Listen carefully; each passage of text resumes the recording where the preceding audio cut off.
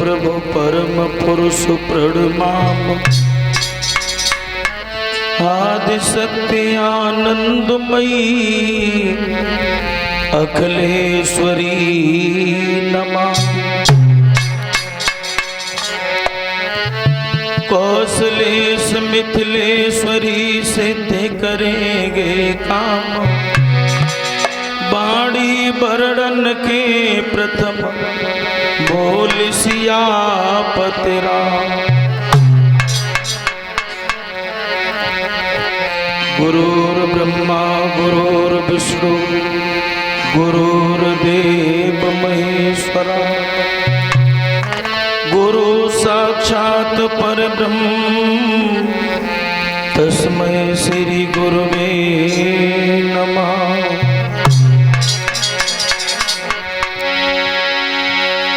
कि घन के गर्जन में क्या सुख है, और ये बोध मयूरों से पूछो कि जल बिना मीन मर जाती है, ये प्रश्न मछलियों से पूछो।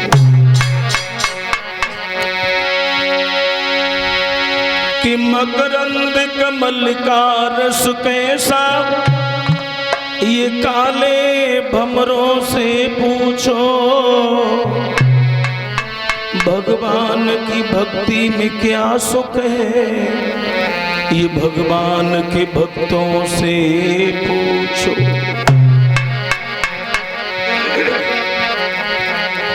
कि महावीर अंजन सुमन भर में धरूं आपको ध्यान।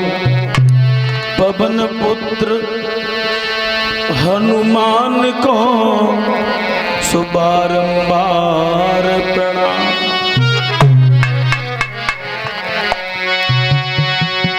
कि दीन बंधु दयानिधि और है प्रभु न्यायाधीश, तुम सदा सहायक दीन के, मैं तुम्हें नवाऊं।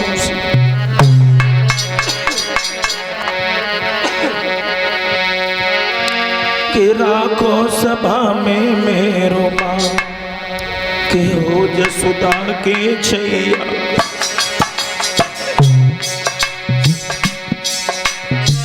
राखो सभा में मेरो मान, हो जसुदा के छैया।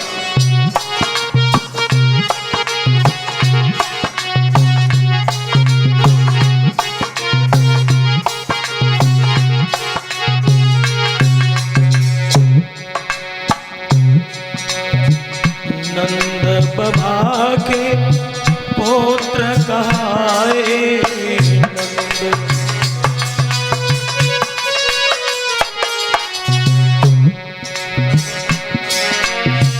बलदाऊ जी को भैया जसुदा को छैया।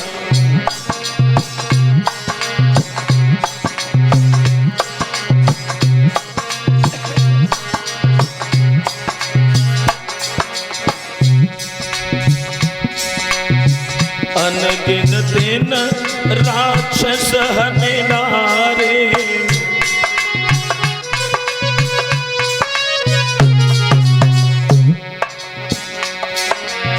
मामा कंस को मरैया जसुदा को छैया।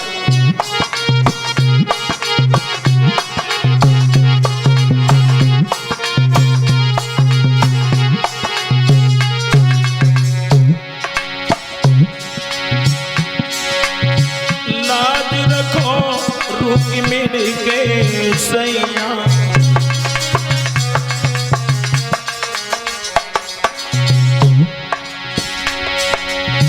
हम कर जोड़े पड़े प्यारे पैया।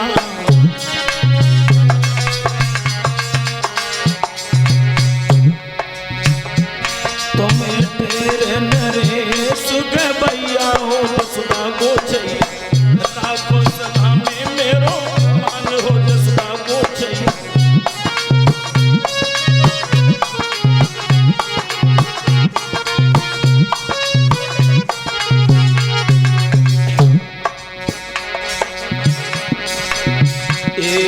में सखी नंद के लाला, यमुना किनारे बजाई बंसुरी, सुरीली बजी मधुरीली बजी, मैं तो खाई गिरी जमुना कसरी।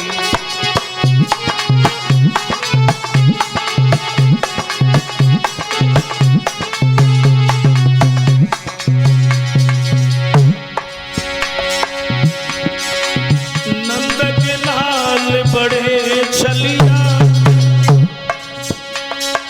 बजावत है पैरनी बंसुरी,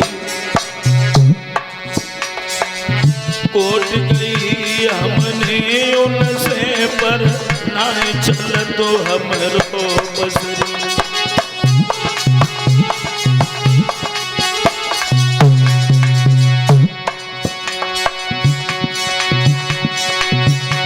मेरी बहन उपाय करो ऐसो, जैसे न बजे 100 दिन बंसुरी, चल के गाते उन पाशन को, जामे उपजते बेरनी बंसुरी।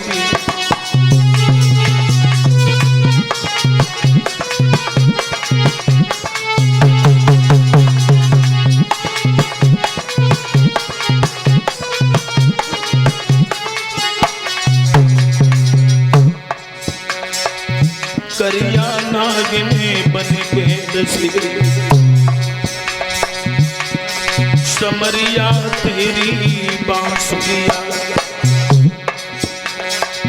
करिया नागिने बन के दसी, नैया तेरी बांसुरिया।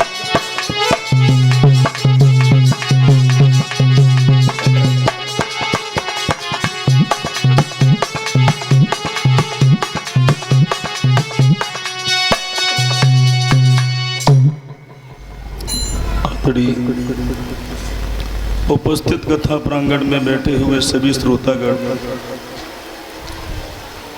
अर्चनी बंदनी प्रातः स्मृति पूज्यपाद पिता तुल्य बुजुर्ग संत समाज, सीता अनुसुईया सावित्री जैसी पावन धरा पर बनने वाली मात शक्ति, आज सार महितल के पावन पवित्र भूखंड पर चल रही भगवान की कथा को चलते चलते जो आज पंचम दिवस है।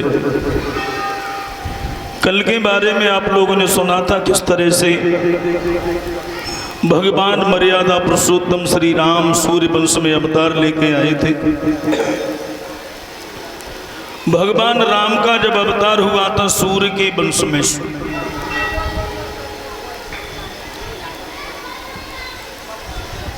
तो चंद्रमा व्याकुल हुआ। चंद्रमा ने कहा है कि हम भी भगवान के दर्शन करेंगे, और जब चंद्रमा दर्शन करने के लिए चला है तो बादल छा गए। बादलों से चंद्रमा ने कहा है बादलों हट जाओ, हमें भी भगवान को निरखने दो, दर्शन करने दो। लेकिन बादल नहीं हटे, और जब बादल नहीं हटे हैं तो चंद्रमा उदास हुआ। तो भगवान राम ने कहा था चंद्रमा आप उदास मत होइए, अभी तो हम मर्यादा के बंधन में हैं, सूर्य के वंश में अवतार लेके आए हैं, लेकिन द्वापर के चौथे चरण में और हम तुम्हारे चंद्र वंश में कृष्ण बन के आएंगे। तो चंद्रमा बोला प्रभु अभी तो त्रेता चल रहा है, द्वापर आएगा, फिर द्वापर का चौथा चरण आएगा, तब तक हम कैसे रहेंगे। तो भगवान राम ने कहा था कि मैं तुम्हारा नाम अपने नाम से जोड़ रहा हूं। तभी भगवान का नाम पड़ा था श्री रामचंद्र। जो ये चंद्र शब्द लगा है, ये चंद्रमा को प्रसन्न करने के लिए भगवान ने लगाया था। तो भाइयों, कल सूर्यवंश की आप लोग कथाएं सुन रहे थे, आज चंद्रवंश की कथाएं आप लोग श्रवण कर रहे। इसी चंद्रवंश में जो महाराज नहुस के पुत्र अयाति वो अयाति के पुत्र होंगे महाराज यदु। और यदु के वंश की जो पवित्र कथा जो भी इंसान सुनते,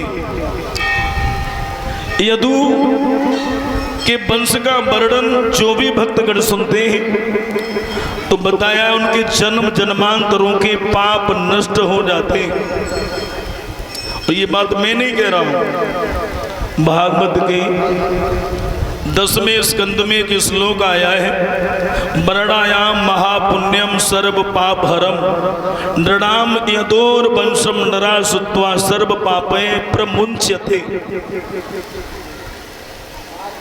वर्णायाम महापुण्यम सर्व पाप हरम, यानी कितना भी पापी हो लेकिन यदु महाराज के वंश की जो पवित्र कथा लोग सुनते हैं उनके जन्म जन्म के पाप नष्ट हो जाते। तो वही कथा भी आप लोग सुन रहे थे, किस तरह से ब्राह्मण की कन्या देवयानी महाराज अयाति को देख के मोहित हो गई।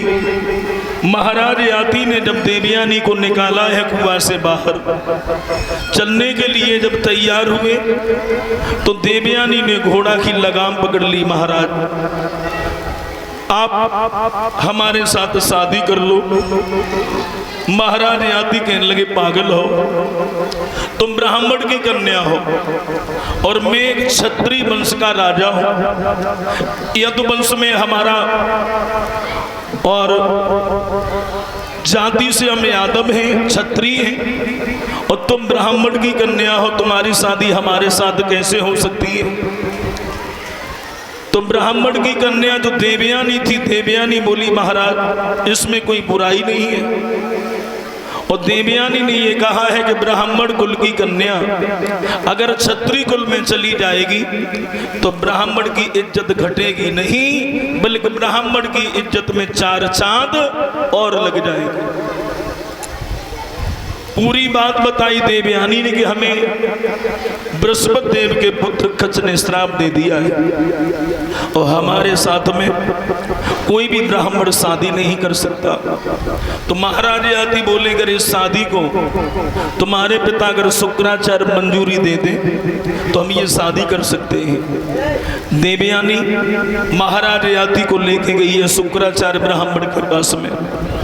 ब्राह्मण ने जब देखा तो ब्राह्मण नाराज हुए, कहने लगे नादान लड़की कहाँ रही सारी रात, तेरी याद में हमें सारी रात नींद नहीं आई, और ये हट्टा कट्टा सा जवान कौन है तेरे साथ में। देवयानी कहती है बूढ़े बाप तुम्हें मालूम नहीं मैं कहाँ रही। तुम्हारे जो शिष्य की बेटी है शर्मिष्ठा वो हमें कुएं में धकेल के चली आई, और हमें कुएं में ही नहीं धकेला है बल्कि उसने हमसे उल्टा सीधा कहा। उसके बाद में तुम्हें भिखमंगा बताया। देवयानी ने अपने पिता को सारी बात बताई। पिताजी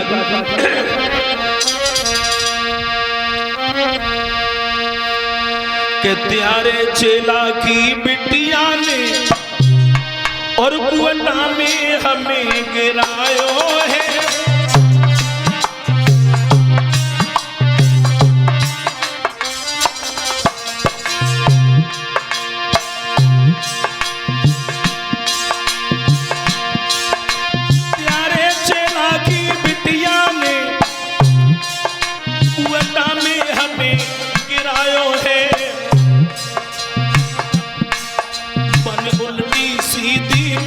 कही भिखमंगा तुम्हें बतायो है।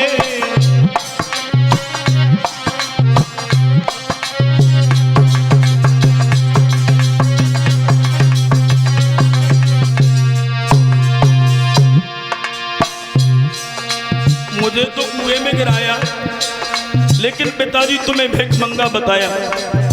एक बात बताएं,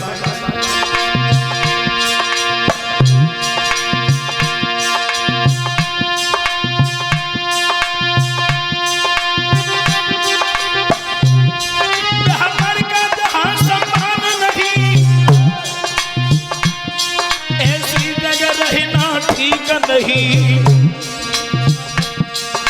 वो राज कौन से राज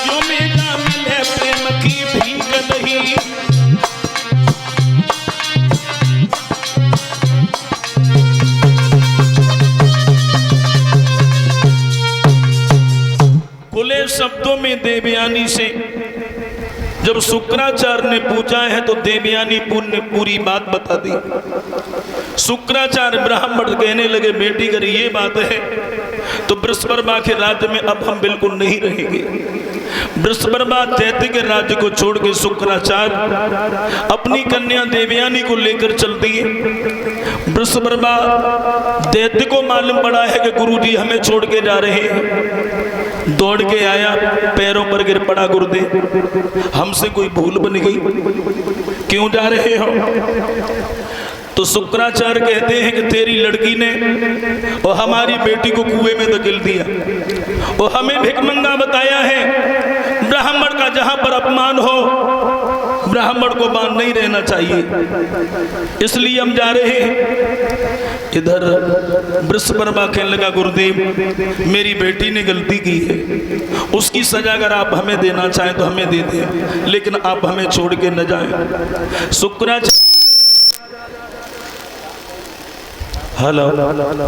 शुक्राचार्य ब्राह्मण कहने लगे गलती तेरी बेटी ने की है और सजा भी तेरी बेटी को मिलेगी, केवल मेरी एक शर्त है, हमारी बेटी की जब शादी होगी तो तेरी बेटी हमारी बेटी की दासी बनेगी।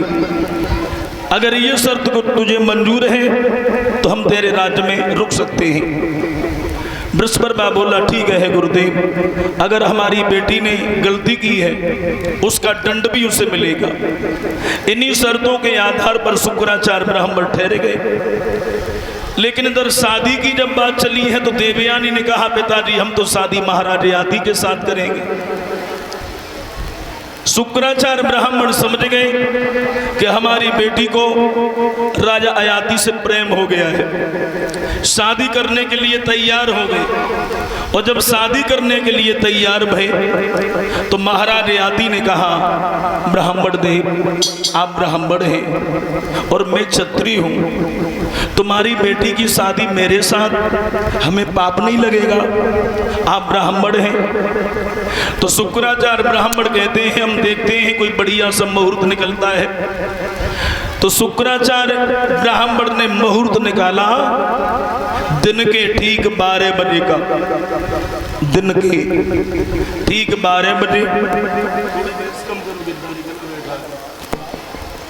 दिन के ठीक 12 बजे अगर देवयानी की शादी तुम्हारे साथ हो जाए तो इसमें कोई दोष लगने वाला नहीं है। और भाइयों इसलिए कह देते हैं कि अहीर को दिन के ठीक 12 बजे बुद्धि आती है। लेकिन ये योग निकाला किसने है? ये योग निकाला है शुक्राचार्य ब्राह्मण ने। इधर भाइयों इन्हीं शर्तों को मान के देवयानी का विवाह शुक्राचार्य के शुक्राचार्य की कन्या देवयानी का विवाह महाराज अयाति के साथ में हुआ।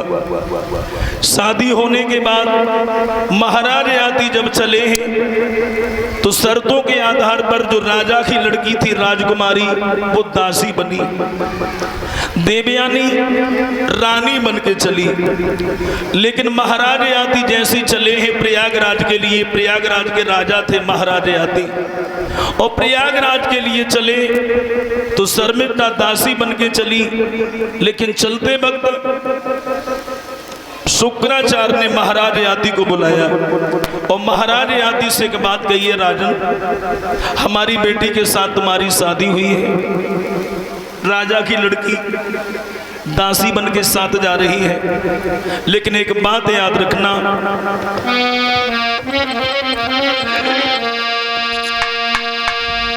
कि पिता के समय शुक्र ने कहा और राजनी सुपर विश्वासन हो,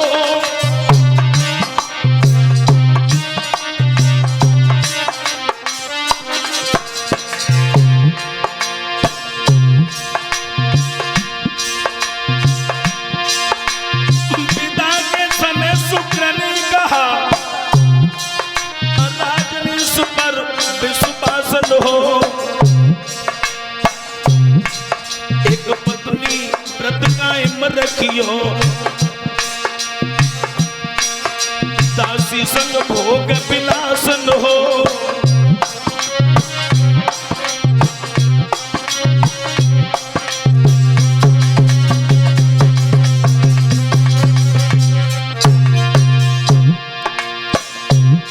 महाराज आदि से कहा है राजन, दासी की तरफ कभी गलत नजर मत उठाना। चल दिए आते इन शर्तों पर, चल दिए आते इन शर्तों पर, ससुराल को चली देवयानी। देवयानी बनी राजरानी, शर्मिष्ठा बनी नौकरानी।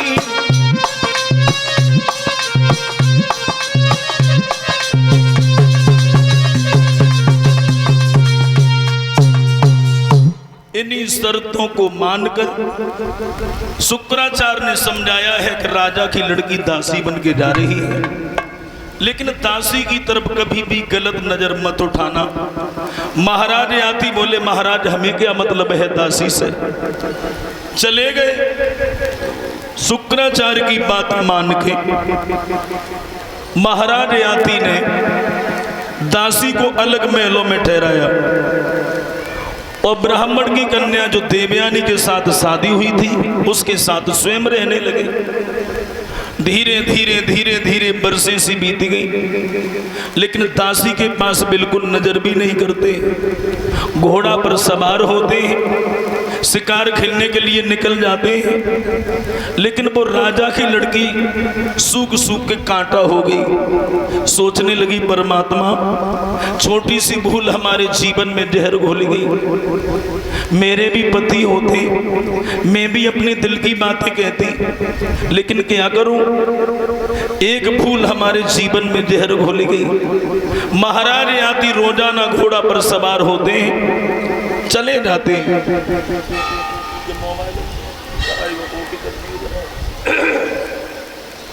बंधुओं,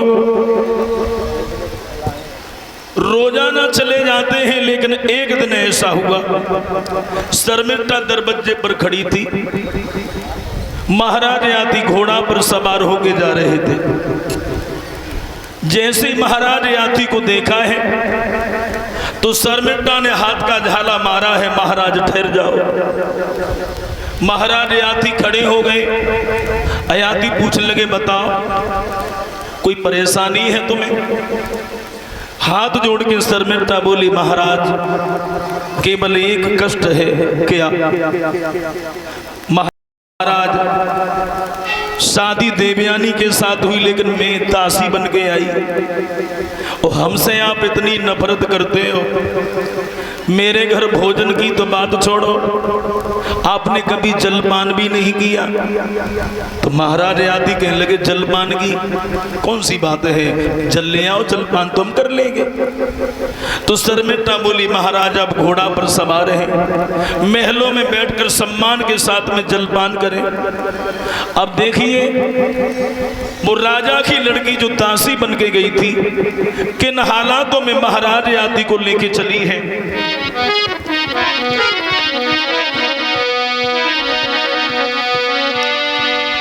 आरे आबत देखे पिया, खुशी बहुजिया मगन दिल भारी। ओ गए हाथ बलम खोले, गई घर में शर्मिष्ठा प्यारी।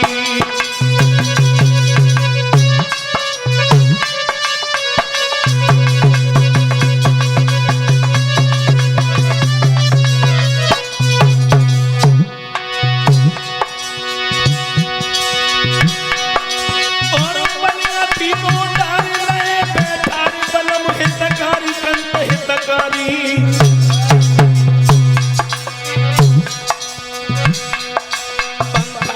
ढोरे ब्याह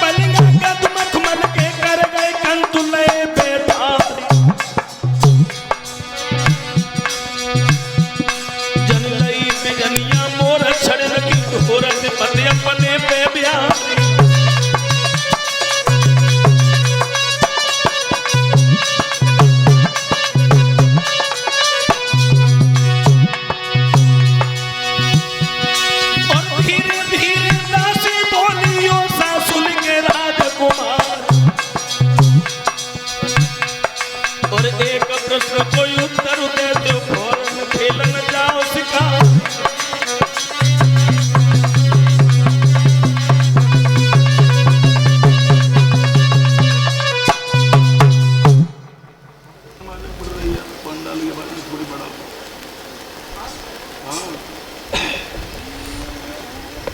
दासी ने जवाब दिया, महाराज केवल मेरा एक प्रश्न है, उस प्रश्न का उत्तर देते जाओ, उसके बाद में चले आना।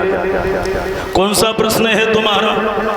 तो दासी कहती है, महाराज केवल एक मेरा प्रश्न है, विवाह शादी में जो दहेज में सामान मिलता है, उस दहेज पर अधिकार किसका होता है? महाराज आती मुस्कुराने लगे, बताओ यही तुम्हारा प्रश्न है? अरे विवाह शादी में जो दहेज में सामान मिलता है, उस पर अधिकार दूल्हे का होता है और किसका होता है? शर्मिष्ठा बोली, महाराज तो दहेज में तो मैं भी आई, मेरे ऊपर तुम्हारा कोई अधिकार नहीं है। फंस गए चक्कर में। और भक्तों एक बात याद रखना, अपनी बात में से निकल जाना आदमी की सबसे बड़ी जीत हुआ करती है, और अपनी ही बात में अगर आदमी फंस जाए उसकी सबसे बड़ी हार हुआ करती है। उसी दिन से महाराज आती चोरी चोरी चुपके दासी के घर भी आते जाते रहे। भाइयों हुआ ये, शादी होके गई थी ब्राह्मण की कन्या के साथ में, तो देवयानी के उदर से केवल 2 पुत्र हुए। इन 2 पुत्रों के नाम यदु और तुर्बस रखा गया, और जो दासी थी, दासी के उदर से 3 पुत्र हुए। इन 3 पुत्रों के नाम अनु, पुरु और दुरु रखा गया। धीरे धीरे समय व्यतीत हुआ है भक्तों, लेकिन देवयानी को नहीं मालूम कि हमारे पिया दासी को कौन सा गुल खिला रहे हैं। एक दिन देवयानी के कक्ष में बैठे रहे महाराज आती, तो देवयानी के दोनों बच्चे आपस में झगड़ रहे थे। तो महाराज आती को क्रोध आ गया, और महाराज आती कहते हैं, देवयानी जब भी हम तुम्हारे कक्ष में आते हैं, तुम्हारे ये दोनों बच्चे हमेशा लड़ते झगड़ते मिलते हैं। अरे तुम्हारे तो 2 बच्चे हैं और उसके 3।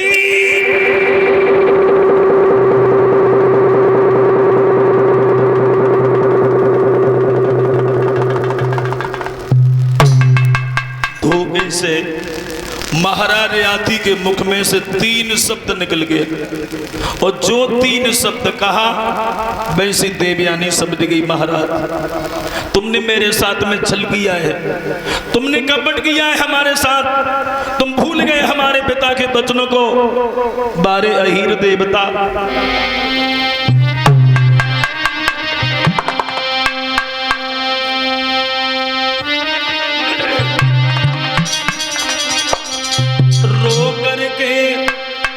देवी कहे मेरी फूट गई तकदीर।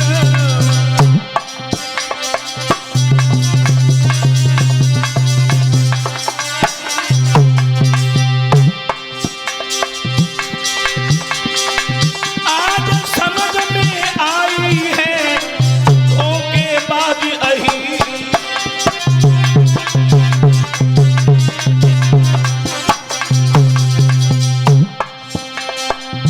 मेरी समझ में आ गया तुम बहुत बड़े धोखेबाज निकले। चलते वक्त मेरे पिता ने तुमसे कहा था कि दासी की तरफ कभी गलत नजर मत उठाना। मैं भूल पिता की बात करी, संघात नाए रह पाऊंगी। बबुला के पास में जाए सब कथा सुनाऊंगी।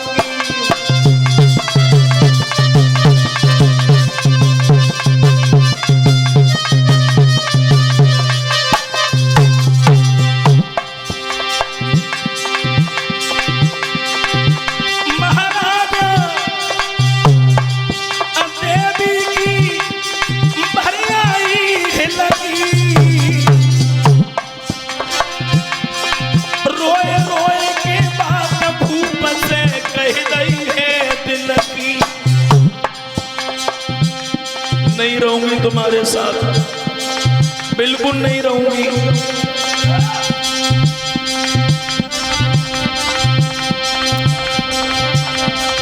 बेटा ने 2 बगल दबाए,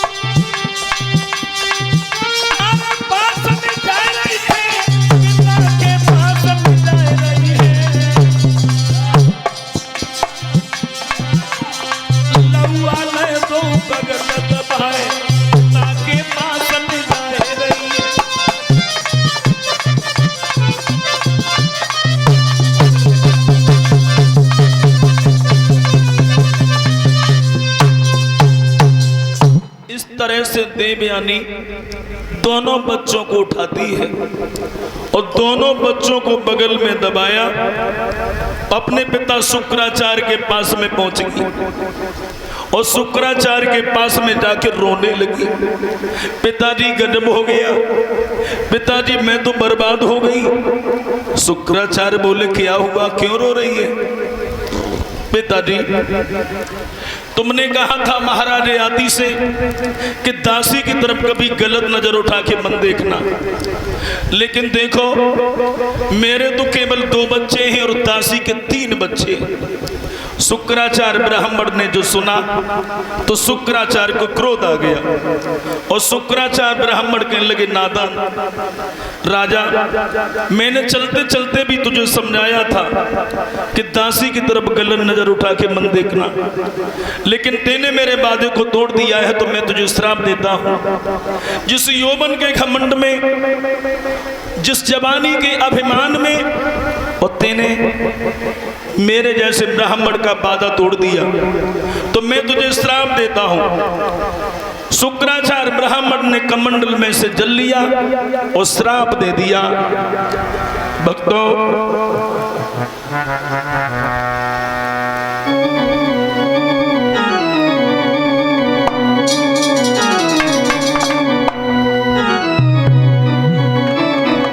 शुक्राचार्य ब्राह्मण श्राप देते हैं कि जिस यौवन के और मत में तूने और मेरे वादे को तोड़ा है,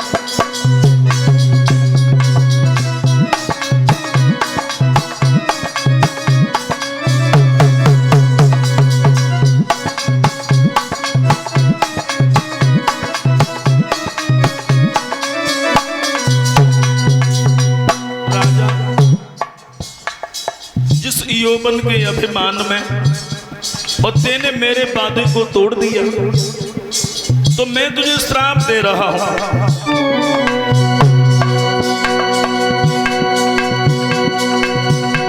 जिस यौवन के मन में तूने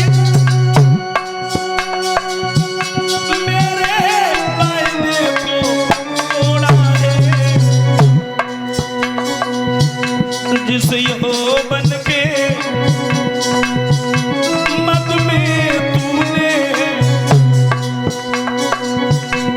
दासी से नाता जोड़ा है,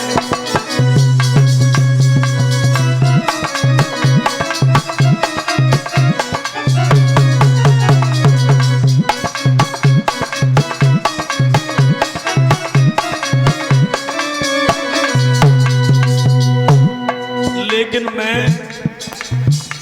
तेरे अभिमान को चकनाचूर करना चाहता हूं। आज मैं तुझे श्राप देता हूं।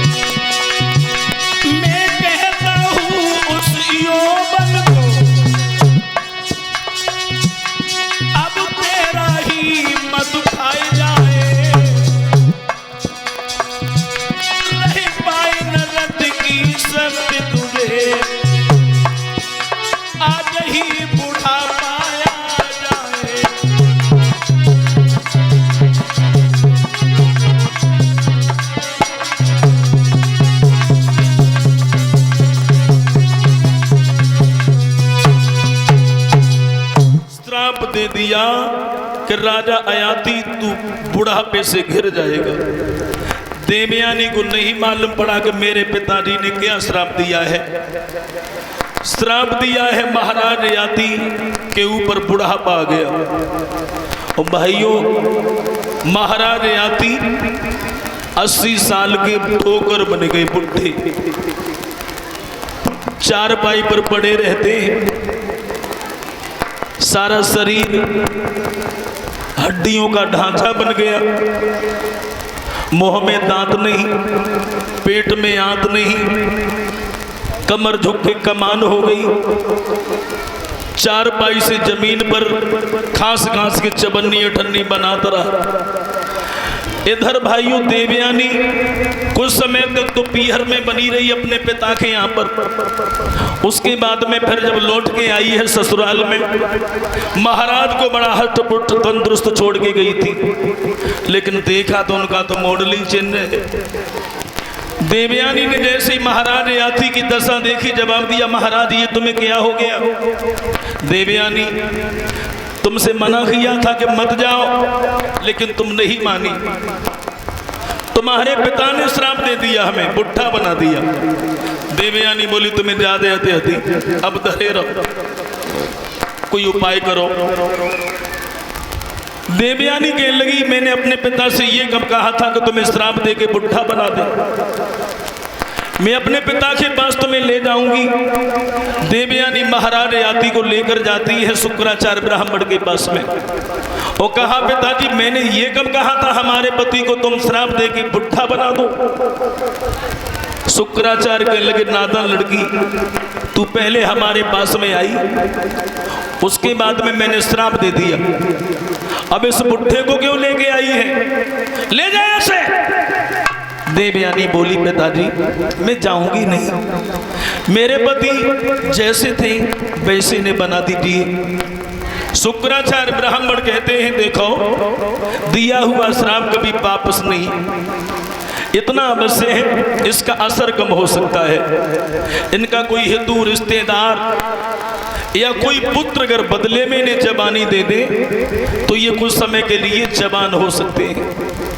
अब इधर महाराज याति को लेके आई है देवयानी फिर प्रयागराज में।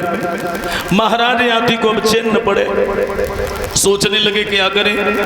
एक यज्ञ का अनुष्ठान रचाया, विशाल भंडारा किया, अपने सभी हितकारी व्यवहारी परिवारी रिश्तेदारी सबको बुला लिए और सबसे कहा, भैया आप लोगों को ये मालूम होगा क्या हो रहा है इसमें?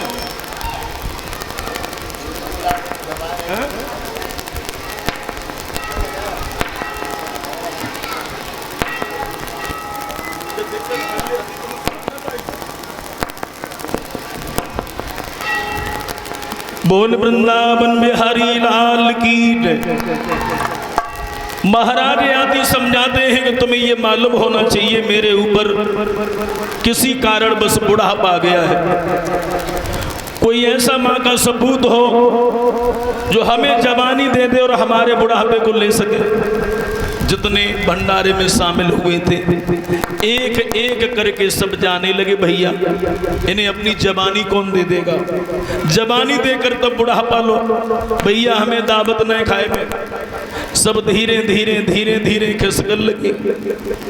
महाराज याति की जब किसी ने नहीं सुनी, अब तो बड़े लाचार जो उनके रियल रिश्तेदार कुछ रह गए थे बचे कुचे, अब महाराज ने सबको बुलाया अपने पास में और सबसे कहने लगे, भैया तुम्हारे ऊपर जवानी है, अपनी जवानी हमें दे दो, हमारा बुढ़ापा आप ले सकते हो। नहीं लोगे? कुछ समय के लिए दे दो। अच्छा, मना कर दिया, भैया तुम दे सकते हो? मना कर दिया। जिससे भी कहते हैं वही मना कर देता है। और आगे बढ़े, भैया सीताराम। सीताराम भैया सीताराम। ये सत्संगी मालूम पड़ता है, भजन में 24 घंटा अड़ो रहे तू। और ये जवानी दे सकता है। भैया बोलिए। तुम्हारे ऊपर जवानी है जी, मेरे ऊपर बुढ़ापा है, दिखाई दे रहा है। तुम अपनी जवानी हमें दे। महाराज एक बात बताइए। हाँ। आपने हमें दावत के लिए बुलाया है। हाँ। आपने दावत में रसगुल्ले भी बनवाए? हाँ, बनवाए बनवाए। खिलवाइए, हमको बहुत पसंद है। खिलवाएंगे, खिलवाए। लेकिन पहले मेरी बात सुनो। बोलिए।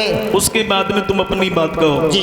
तुम्हारे ऊपर जवानी है जी, मेरे ऊपर बुढ़ापा है, दिखाई दे रहा है। यानी अपनी।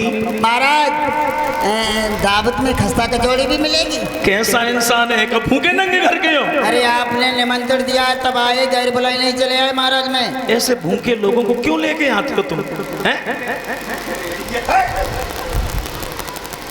बोलिए महाराज। पहले मेरी बात सुनो, समय कम है। बोलिए। कहने का मतलब ये है तुम्हारे ऊपर जवानी है जी और मेरे ऊपर बुढ़ापो है। दिखाई दे रहा है। तो तुम अपनी जवानी हमें दे के तुम्हारे मैं अपनी जवानी तुम्हें दे दे। हाँ और तुम्हारा बुढ़ापा हम ले लें। हाँ। जिंदगी में पहली बार हमको ऐसा आदमी मिला है, अपनी जवानी हम इन्हें दे दे, इनका बुढ़ापा हम ले ले, हम बाहर में जाएं। महाराज एक बात बताएं, हाँ। अपनी दावत वाली कोठरी में ताला लगा दीजिए और चाबी अपने जेब में रख लीजिए और हम तो चले अपने घर। रुक जा रुक जा, अरे रुक जा महाराज, खाए के चाहिए। ठीक है, रसगुल्ला दे, फांसी दिए। कहने का मतलब है कि जिससे भी कहते हैं वही चला जाता है। और भाइयों जवानी कौन दे सकता है?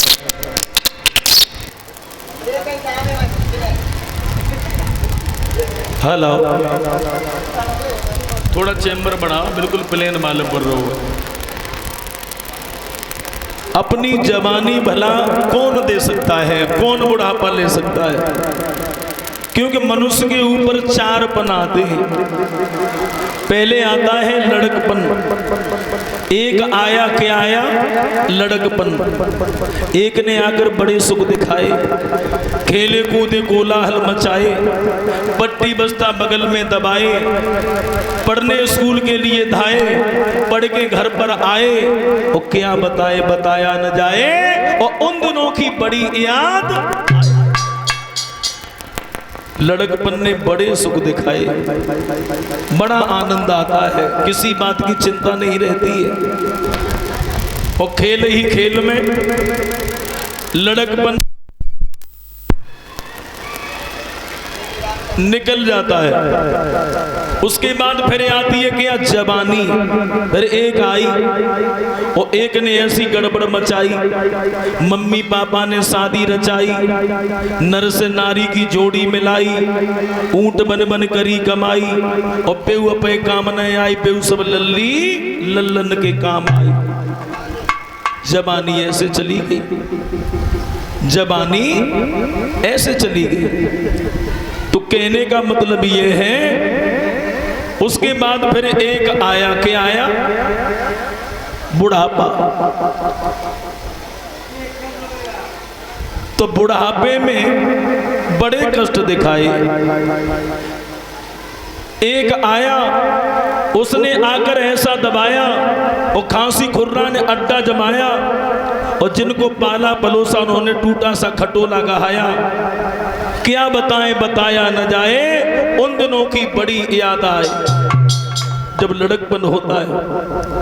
तो मेरे बंधुओं, क्योंकि जगत में मतलब का व्यवहार, मतलब बिन कोई बात न पूछे देखा खूब विचार, जगत में मतलब का व्यवहार। पुत्र कमाई कर धन लावे, माता करती प्यार, और पिता कहे जो पूत सपूता अकल बंद होशियार, जगत में मतलब को व्यवहार। नारी वस्त्र और आभूषण मांगे बारंबार, नारी वस्त्र और आभूषण मांगे बारंबार, और जो बाको लायक न देव तो मुखड़ा लेते बिगाड़, जगत में मतलब को व्यवहार। बताया कि मतलब के बिना कि कोई न किसी का है प्यार।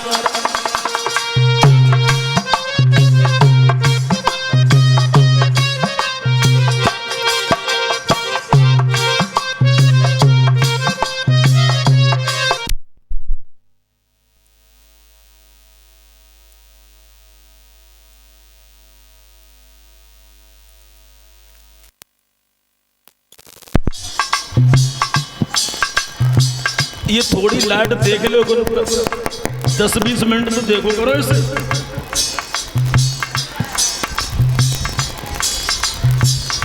2 मिनट के लिए आती वैसी लगा दे तो देख लो करो 10-5 मिनट